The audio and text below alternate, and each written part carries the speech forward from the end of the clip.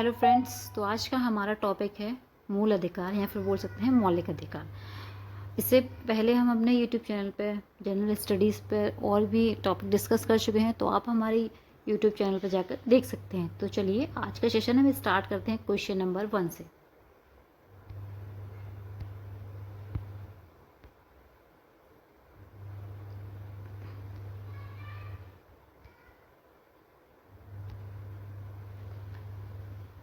मौलिक अधिकार संविधान के किस भाग में वर्णित है? तो आंसर है हमारा डी, पार्ट 3 में। जो हमारे मौलिक अधिकार हैं वो हमारे पार्ट 3 में वर्णित हैं।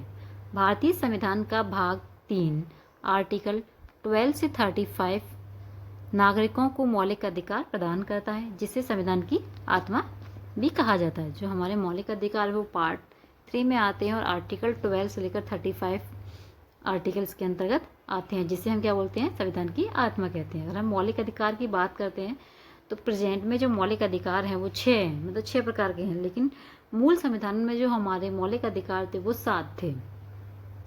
जो 7वां जो मौलिक अधिकार था, जो हमारा राइट टू प्रॉपर्टी का, जो अब हमारा मौलिक अधिकार नहीं है, उसे अब हमने कानूनी विधि अधिकार माना है, जिसे आर्टिकल 300A के अंतर्गत रखा गया है। अगर हम यहाँ 6 मौलिक अधिकारों की बात करते हैं हमारे, तो कौन कौन से हैं? तो पहला है हमारा समानता का अधिकार, आर्टिकल 14 से लेकर 18 तक। दूसरा है स्वतंत्रता का अधिकार, आर्टिकल 19 से लेकर 22 तक। तीसरा है शोषण के विरुद्ध अधिकार, आर्टिकल 23 से 24 के अंतर्गत। चौथा है धार्मिक स्वतंत्रता का अधिकार, आर्टिकल 25 से लेकर 28 तक। पांचवा है हमारा संस्कृति और शिक्षा संबंधी अधिकार, आर्टिकल 29 to 30। और छठवां है हमारा संवैधानिक उपचार का अधिकार, आर्टिकल 32। अगर हम पार्ट 2 की बात करते हैं तो इसमें हमारी नागरिकता जाती है। नागरिकता की बात करते हैं तो इसमें आर्टिकल 5 से लेकर 11 हमारे आर्टिकल आते हैं। और इससे पहले वाली वीडियो में हम नागरिकता टॉपिक डिस्कस कर चुके हैं, तो आप हमारे यूट्यूब चैनल पर जाके देख सकते हैं। भाग 4 की बात करते हैं तो इसमें हमारे राज्य के नीति निर्देशक तत्व आ जाते हैं, और हमारे भाग 6 में आ जाते हैं राज्यों के शासन से संबंधित। Next question number 2। भारत के संविधान का भाग 3 संबंधित है। तो भाग 3 हमारा क्या है? मूल अधिकार। मतलब हम बोल सकते हैं मूल अधिकार भी बोल सकते हैं, हम मौलिक अधिकार भी बोल सकते हैं। संविधान का भाग 3 मूल अधिकार से संबंधित है, जबकि नीति निर्देशक तत्व भाग 4 से है। मूल कर्तव्य आर्टिकल 51A भाग 4A में रखा गया है। मतलब मूल कर्तव्य हैं वो हमारे मूल संविधान का भाग नहीं है, इसे बाद में जोड़ा गया है। ये क्वेश्चन भी बनता है कि बताइए कि ऐसा कौन सा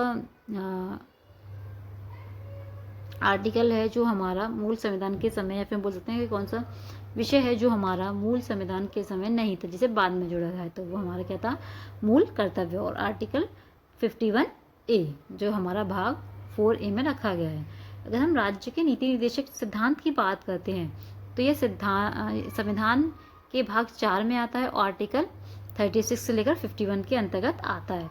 इसके उद्देश्य की बात करते हैं तो सरकार को सामाजिक आर्थिक कल्याण की दिशा निर्देशन देता है।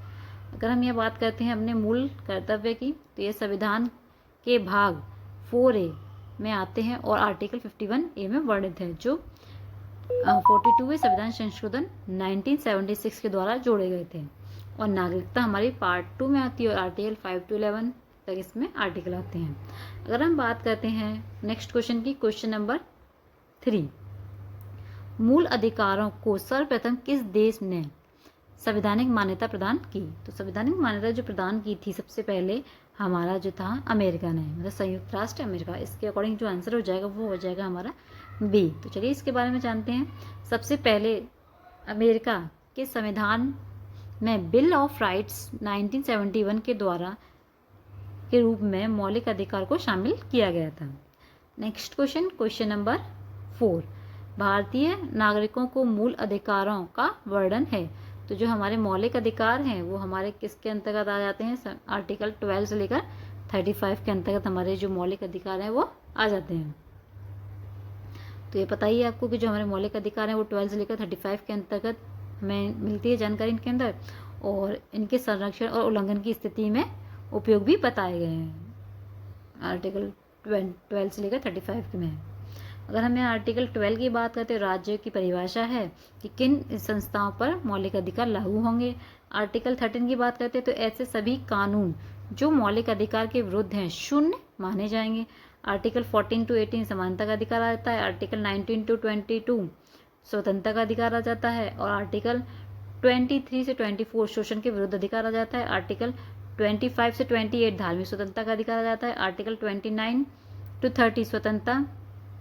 30 संस्कृति और शिक्षा संबंधी अधिकार आ जाते हैं। और आर्टिकल 32 संवैधानिक उपचार का अधिकार आ जाता है, जिसे हम मौलिक अधिकारों का रक्षक भी कहते हैं। और आर्टिकल 33 से लेकर 35 के अंतर्गत संसद को कुछ अधिकारों में सीमा निर्धारित करने की शक्ति प्रदान की है। तो नेक्स्ट क्वेश्चन है question number 5। Doctor Bhimrao Ambedkar ने भारतीय संविधान के किस भाग को सर्वाधिक आलोच्य भाग्य माना है? और अगर पूछ लिया जाए आलोचक विषय, तो आलोचक विषय जो है हमारा, वैसे इस क्वेश्चन में जो लिशन की बुक में जो क्वेश्चन है कि हम उसी क्वेश्चन को डिस्कस कर रहे हैं, तो उसमें यहाँ आलोचक नहीं है, अलौकिक है, अलौकिक है। तो अगर हम अलौकिक की बात करते हैं तो इसके अकॉर्डिंग जो आंसर हो जाएगा वो हो जाएगा हमारा पार्ट 3। और यहीं हम आलोचक विषय की बात करते हैं तो आलोचक विषय के अकॉर्डिंग जो इसका आंसर हो जाएगा वो हो जाएगा पार्ट 4। मतलब जो डॉक्टर भीमराव अम्बेडकर ने भाग 4 को राज्य के नीति निर्देशक तत्व हैं जिसमें उसे आलोचक विषय माना है, क्योंकि ये न्यायालय में बाध्यकारी नहीं है, मतलब इनको बदला नहीं जा सकता। यहीं अपने मूल अधिकार की बात करते हैं तो इनको हम सर्वोच्च न्यायालय और उच्च न्यायालय में जाके इनको बदल सकते हैं। मतलब अगर हमारे मूल अधिकारों का उल्लंघन हनन हो रहा है तो हम सर्वोच्च न्यायालय में और उच्च न्यायालय में जा सकते हैं। Next question, question number 6। मूल अधिकार मूल कहलाते हैं क्योंकि आंसर है इसका डी, मानव की प्रकृति और अप्रतिदीय अधिकार हैं। अगर हम इसके बारे में डिस्कस करते हैं तो जो मूल अधिकार को मूल इसीलिए कहा जाता है क्योंकि यदि इनका उल्लंघन हो तो व्यक्ति सीधे उच्चतम न्यायालय आर्टिकल 32 या उच्च न्यायालय आर्टिकल 226 जा सकता है, इन अधिकारों को लागू करवा सकता है। Next question, question number 7। भारतीय संविधान के भाग 3 में कुल कितने अनुच्छेदों में मूल अधिकारों का वर्णन है? अगर बुक के अकॉर्डिंग इसका आंसर देखें तो इसका जो आंसर बुक में दे रखा है वो 24 है, लेकिन एक्चुअल में इसका जो आंसर है वो है हमारा 22। संविधान के आर्टिकल 12 से 35 तक कुल 22 आर्टिकलों में मूल अधिकारों का वर्णन है। इन्हें संविधान की मूल आत्मा कहा गया है। Next question, question number 8। प्रारंभ में कितने मौलिक अधिकार दिए गए थे? तो हमारा जो मूल संविधान था उसमें जो हमारे मौलिक अधिकार थे मैं बता भी चुकी हूँ 7 थे, लेकिन प्रेजेंट में हमारे कितने हैं? 6 हैं। भारत के संविधान में प्रारंभ में 7 मौलिक अधिकार थे। बाद में 44वें संविधान संशोधन अधिनियम 1978 द्वारा संपत्ति का अधिकार को हटाकर कानूनी अधिकार या फिर हम बोल सकते हैं विधि का अधिकार बना दिया गया है। अब जो हमारे जो मौलिक अधिकार हैं वो 6 हैं। नेक्स्ट क्वेश्चन, वर्तमान में भारतीय नागरिकों को कितने मौलिक अधिकार प्रदान हैं? तो वर्तमान में कितने हैं? 6 हैं। भारत में संविधान के तहत नागरिकों को 6 मौलिक अधिकार प्राप्त हैं, जो मूल रूप से 1950 में भारतीय संविधान ने 7 मौलिक अधिकार प्रदान थे। जो हमारा संविधान लागू हुआ था जब हमारा 26 जनवरी 1950 में, तो उसमें जो मौलिक अधिकार थे वो हमारे 7 थे और प्रेजेंट में हमारे कितने हैं? 6 हैं। अगर हम बात करते हैं संपत्ति का अधिकार, ये हम डिस्कस कर चुके हैं कि 44वें संविधान संशोधन द्वारा जो हमारा वो संपत्ति का जो अधिकार था उसको हटा दिया गया और उसको आर्टिकल 300A में रख दिया गया है। Next question, question number 10।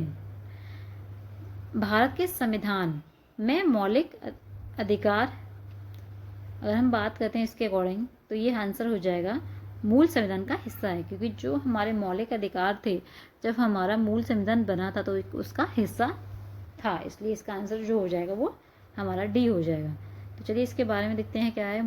मौलिक अधिकार भारतीय संविधान के मूल अंग है जो संविधान लागू होने के समय 26 जनवरी 1950 को लागू हुआ था। Next question, question number 11। भारतीय संविधान में न्यायालय में कौन परिवर्तनीय हैं? तो जो हमारे हम डिस्कस भी कर चुके हैं, हमारे जो मूल अधिकार हैं वो हमारे क्या हैं, परिवर्तनीय हैं। और जो हमारे राज्य के नीति निर्देशक तत्व में प्रस्तावना है और ये मूल अधिकार जो है हमारे परिवर्तनीय है, आंसर हो जाएगा इसका सी। और मूल कर्तव्य और प्रस्तावना और राज्य के नीति निर्देशक सिद्धांत हैं वो हमारे परिवर्तनीय नहीं है। इसके बारे में जानते हैं तो देखते हैं क्या है। मूल अधिकार परिवर्तनीय होते हैं यदि इनका उल्लंघन हो तो व्यक्ति सीधे उच्चतम न्यायालय या उच्च न्यायालय में जा सकता है। आर्टिकल 32 हेतु संवैधानिक उपचारों का अधिकार देता है, मतलब आर्टिकल 32 हमें ये अधिकार देता है। अगर हम परिवर्तनीय अर्थ जानते हैं तो इसका मतलब क्या होता है, ऐसा प्रावधान या अधिकार जिसे न्यायालय में लागू करवाया जा सकता है, अर्थात यदि किसी अधिकार का उल्लंघन हो तो व्यक्ति सीधे उच्चतम न्यायालय या उच्च न्यायालय जा सकता है और न्याय मांग सकता है। अगर हम अपने मूल अधिकार की बात करते हैं तो भाग 3 में आ जाता है, आर्टिकल 12 से लेकर 35 के अंतर्गत आता है। और ये संविधान का हमारा परिवर्तनीय न्यायालय में परिवर्तनीय है। अगर किसी व्यक्ति के मौलिक अधिकारों का उल्लंघन हो रहा है तो वो आर्टिकल 32 के अंतर्गत सर्वोच्च न्यायालय में जा सकता है और आर्टिकल 226 के अंदर उच्च न्यायालय में जा सकता है। और डॉक्टर भीमराव अम्बेडकर ने आर्टिकल 32 को क्या बोला है, संविधान की आत्मा और हृदय कहा है। और ये मैं बता ही चुकी हूँ आपको कि राज्य के नीति निर्देशक सिद्धांत, प्रस्तावना और जो मूल कर्तव्य हैं ये हमारे परिवर्तनीय नहीं हैं। और ये आपको सबको पता ही है, ये बार बार डिस्कस करने की ज़रूरत नहीं है हमें। Next question, question number 12। मौलिक अधिकारों को लागू करने का दायित्व है।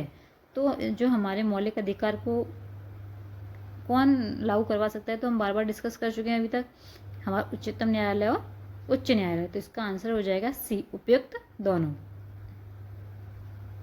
Next question, question number 13।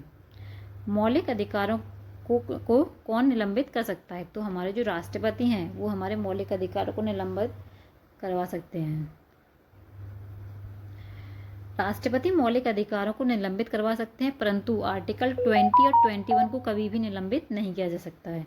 क्यों नहीं निलंबित किया जा सकता है, चलिए वो भी जानते हैं। किन परिस्थितियों में मौलिक अधिकार को निलंबित किया जा सकता है? पहला है हमारा राष्ट्रीय आपातकाल, आर्टिकल 352 लागू होने पर।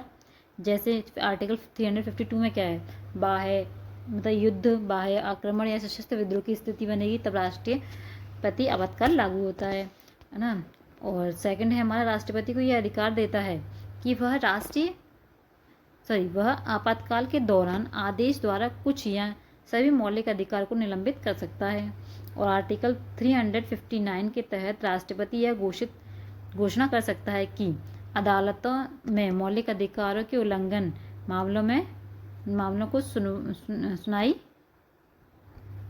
मामलों को नहीं सुनाया जा सकता जब तक आपातकाल लागू है।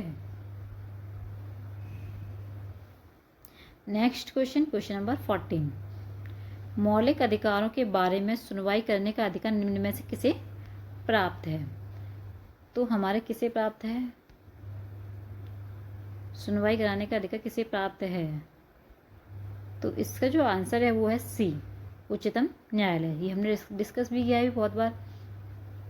उच्चतम न्यायालय और उच्च न्यायालय दोनों को मौलिक अधिकार के उल्लंघन से संबंधित मामलों में सुनवाई करने का अधिकार है। और ये हम डिस्कस कर चुके हैं। सुप्रीम कोर्ट हमारा आर्टिकल 32 में आता है और किसी व्यक्ति के मौलिक अधिकारों का हनन हो रहा है तो वो सुप्रीम कोर्ट जा सकता है। और इसको हम क्या बोलते हैं, मौलिक अधिकार का संरक्षक बोलते हैं। और आर्टिकल 32 को क्या बोलते हैं, संविधान की आत्मा हृदय बोलते हैं। और आर्टिकल उच्च न्यायालय आर्टिकल 226 में आता है। बस इसमें एक चीज़ आ जाती है कि हमारा ये इसके अलावा जैसे कोई व्यक्ति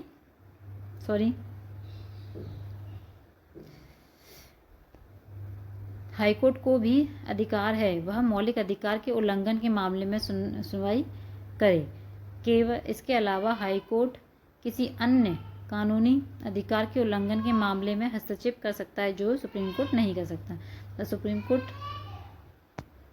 इसमें मामलों में हस्तक्षेप नहीं कर सकता है। Next question number 15।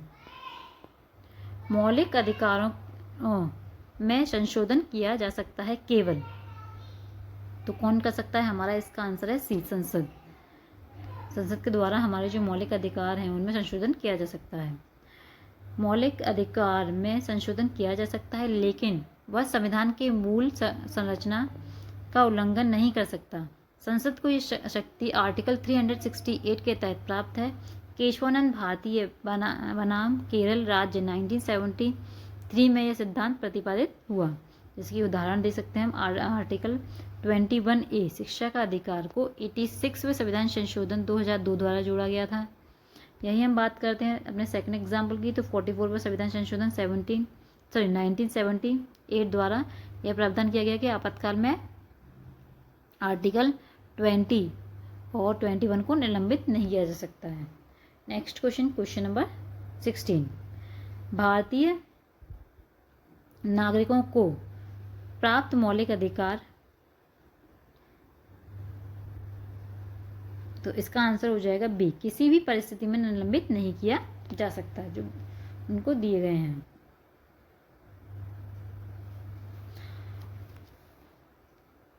राष्ट्रीय आपातकाल की स्थिति में राष्ट्रपति कुछ मौलिक अधिकारों को निलंबित कर सकता है लेकिन आर्टिकल 20 और 21 को किसी भी स्थिति में निलंबित नहीं किया जा सकता है। अगर हम बात करते हैं आर्टिकल 20 तो इसके अंतर्गत क्या आता है? तो दंड प्रक्रिया के संबंधी आरक्षण। यह अनुच्छेद नागरिकों को न्यायिक प्रक्रिया के दौरान 3 विशेष प्रकार के संरक्षण प्रदान करता है। तो चलिए उनको देखते हैं कि कौन कौन से 3 हैं हमारे। तो पहला है हमारा पूर्वव्यापी प्रभाव नहीं। तो किसी व्यक्ति को ऐसा अपराध के लिए दंड नहीं दिया जा सकता जो किसी कार्य को करते समय अपराध नहीं था लेकिन बाद में कानून बनाकर उसे अपराध बना दिया गया। मतलब ये कहना ये चाहता है कि कोई व्यक्ति है जिसने कोई कार्य किया लेकिन उस समय उसने कोई दंड नहीं किया लेकिन बाद में कुछ कानूनी कार्रवाई कानूनों के थ्रू कुछ प्रूफ ला के रख दिया बाद में और बोल दिया गया कि ये इसने किया है तो ये हमारा अपराध नहीं माना जाएगा। नेक्स्ट है दोहरी सजा का निषेध। मतलब किसी व्यक्ति को सिर्फ एक दंड के लिए एक बार सजा दी जाएगी ना कि 2 बार। किसी व्यक्ति को एक ही अपराध के लिए 2 बार सजा ना दी जाएगी। नेक्स्ट है हमारा स्वयं के विरुद्ध गवाही ना देना। मतलब किसी व्यक्ति से आप ज़बरदस्ती गवाही नहीं ले सकते हो। ये है इसके अंदर किसी व्यक्ति को अपने ही खिलाफ गवाही देने के लिए बाध्य नहीं कर सकते हैं हम। मतलब फोर्सफुली हम किसी पे गवाही नहीं दे सकते, दिलवा सकते हैं कि नहीं आप गवाही दीजिए कि हाँ ये दंड आपने किया है। ये अनुच्छेद नागरिकों और विदेशी नागरिकों दोनों को समान रूप से सुरक्षा प्रदान करता है। हम आर्टिकल 21 की बात करते हैं यहीं, तो जीवन और व्यक्तिगत स्वतंत्रता का अधिकार है। तो इसमें हम की बात करते हैं तो इसमें क्या है? किसी व्यक्ति को उसके जीवन या व्यक्तिगत स्वतंत्रता से तभी वंचित किया जा सकता है जब विधि द्वारा स्थापित प्रक्रिया का पालन किया जाए। इसका अर्थ है किसी व्यक्ति को उसका जीवन या स्वतंत्रता सिर्फ तभी छीनी जा सकती है जब कानूनी प्रक्रिया का पालन किया गया हो। हम आर्टिकल 21 के अंतर्गत आने वाले अधिकारों का बारे में जानते हैं जो न्यायालय द्वारा है। आर्टिकल 21 को भारत के सर्वोच्च न्यायालय ने समय के साथ कई निर्णयों में बहुत विस्तृत कर दिया है। इसके तहत अब शामिल है निजता का अधिकार, व्यक्ति की व्यक्तिगत जानकारी, जीवन शैली और विचारों की गोपनीयता।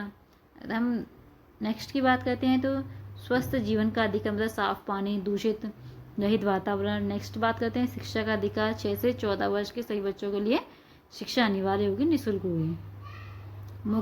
मुक्ति का अधिकार, मनमाने ढंग से गिरफ्तारी या हिरासत में नहीं लिया जा सकता है। न्यायपूर्ण सुनवाई करने का अधिकार, बिना उचित सुनवाई के सजा नहीं दी जा सकती। Next question number 17। संविधान के वे मामले जिन्हें उच्चतम न्यायालय की मूल अधिकारिकता में रखा गया है। तो इसका आंसर है सी, राज्य और केंद्र सरकार के बीच विवाद।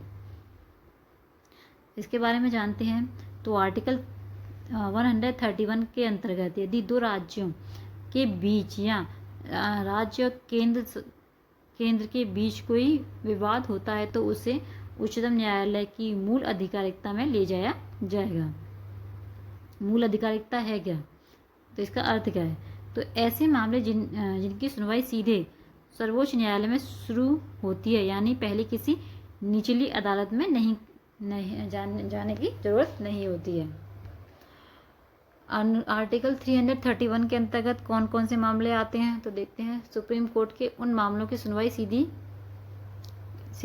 कर सकते हैं जहां भारत सरकार और एक या अधिक राज्यों के बीच विवाद हो, दो या दो से अधिक राज्यों के बीच आपसी विवाद हो, भारत सरकार और किसी राज्य के खिलाफ एक या अधिक अन्य राज्य हों। शर्त क्या है? यदि विवाद कानूनी अधिकारों से संबंधित होना चाहिए। जैसे कि उदाहरण के तौर पर देख सकते हैं हम, अगर पंजाब और हरियाणा के बीच किसी नदी के जल बंटवारे को लेकर विवाद है तो यह मामला सीधे सुप्रीम कोर्ट में जाएगा। नेक्स्ट देख सकते हैं, अगर केंद्र सरकार और दिल्ली सरकार के बीच अधिकारों को लेकर कोई कानूनी टकराव है तो यह मामला आर्टिकल 331 के अंतर्गत हमारा कहाँ चला जाएगा? सुप्रीम कोर्ट में चला जाएगा। Next question number 18। भारतीय संविधान के अंतर्गत मूल अधिकारों का प्रवर्तन किसके द्वारा किया जा सकता है?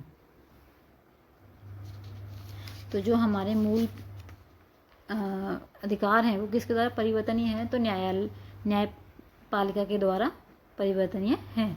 तो इसका आंसर हो जाएगा हमारा सी। तो चलिए इसके बारे में जानते हैं।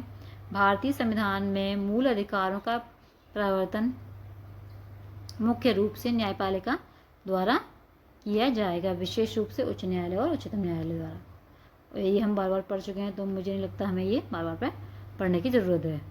तो चलिए नेक्स्ट क्वेश्चन है हमारा question number 19। Next question number 19। मौलिक अधिकारों के निलंबन का आदेश कौन दे सकता है? तो हमारा जो आदेश दे सकता है वो राष्ट्रपति दे सकता है। आंसर सी, राष्ट्रपति संविधान के आर्टिकल 359 के तहत राष्ट्रीय आपातकाल की स्थिति में मौलिक अधिकारों के निलंबन करने का आदेश जारी कर सकता है, परंतु यह आदेश भी सीमित और अस्थायी होता है। Next question number 20। किन अधिकारों पर आवश्यकता पड़ने पर प्रतिबंध लगाने का अधिकार किसे है? तो इसका जो आंसर है वो है हमारा, प्रतिबंध कौन लगा सकता है? हमारा संसद। Answer B.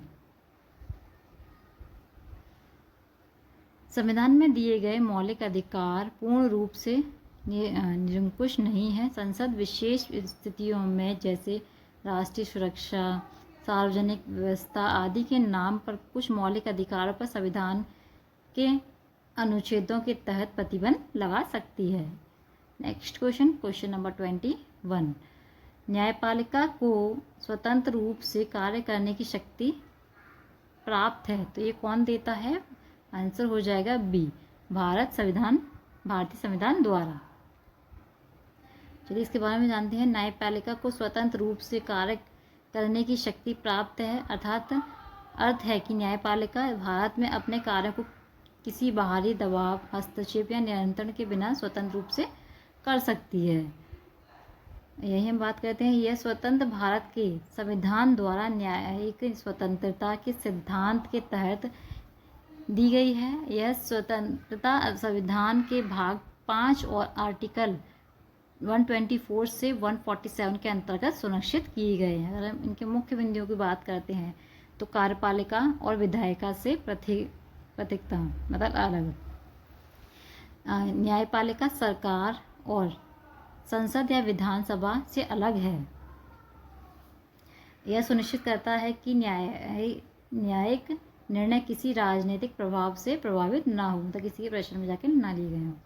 नेक्स्ट है हमारा न्यायाधीशों की सुरक्षा। सुप्रीम कोर्ट और हाई कोर्ट के न्यायाधीशों को उनके कार्यकाल से सरकार आसानी से नहीं हटा सकती।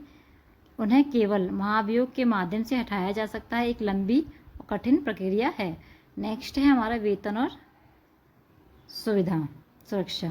न्यायाधीशों का वेतन, भत्ते और अन्य सुविधाएं संविधान द्वारा सुरक्षित है। सरकार उनको अपनी मर्जी से नहीं बदल सकती। नेक्स्ट पॉइंट है हमारा निर्णयों में स्वतंत्रता। न्यायाधीश सिर्फ संविधान और कानून के अधिकार पर निर्णय लेते हैं, ना कि राजनीतिक दबाव या सरकार के कहने पर। नेक्स्ट है हमारा न्यायिक समीक्षा का अधिकार। न्यायिक समीक्षा के अधिकार की बात करते हैं तो न्यायपालिका के पास यह अधिकार है कि वह सरकार द्वारा बनाए गए कानून या आदेश समीक्षा कर सकती है, और यदि यह विवाद संविधान के विरुद्ध है तो इसे अवैध भी घोषित कर सकती है। नेक्स्ट क्वेश्चन है हमारा मूल अधिकारों को परिवर्तनीय करने की शक्ति प्राप्त है, तो यह हमारा कौन परिवर्तनीय कर सकते हैं? आंसर हो जाएगा डी, उच्चतम न्यायालय और उच्च न्यायालय। नेक्स्ट क्वेश्चन है हमारा भारतीय संविधान में मूल अधिकारों को निलंबित करने वाला सत्ता है, तो मूल अधिकारों को कौन निलंबित कर सकता है? हमारे राष्ट्रपति कर सकते हैं, तो आंसर हो जाएगा इसमें B. Next question number 24। Bharat में मौलिक अधिकार के संदर्भ में निम्न वाक्यों पर विचार कीजिए। यह भारत में लागू है, हाँ जी ये ठीक है हमारा। यह भारत के भाग 3 की सूची में आते हैं, ये भी ठीक है। यह भारत नागरिकता प्राप्त है, ये भी ठीक है। और ये यूएसए से लिए गए हैं, तो ये भी ठीक है। तो इसमें हमारा जो आंसर हो जाएगा उपयुक्त चारों हमारे ठीक है। अगर हम बात करते हैं हमारे मौलिक अधिकार की, तो मौलिक अधिकार वह अधिकार हैं जो भारतीय संविधान द्वारा प्रत्येक नागरिकों को दिए गए हैं ताकि स्वतंत्र, समानता और न्याय के साथ जीवन जी सकें।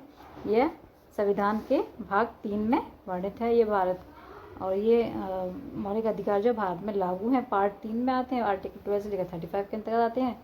अधिकांशतः केवल भारतीयों को ही प्राप्त है। इसका मॉडल अमेरिका के बिल ऑफ राइट से लिया गया है। Thank you. ये सेशन आपको अच्छा लगा हो तो लाइक करें, तो इससे आगे वाले क्वेश्चंस हम आगे वाली वीडियो में डिस्कस करेंगे। आज के लिए सेशन यहीं समाप्त होता है।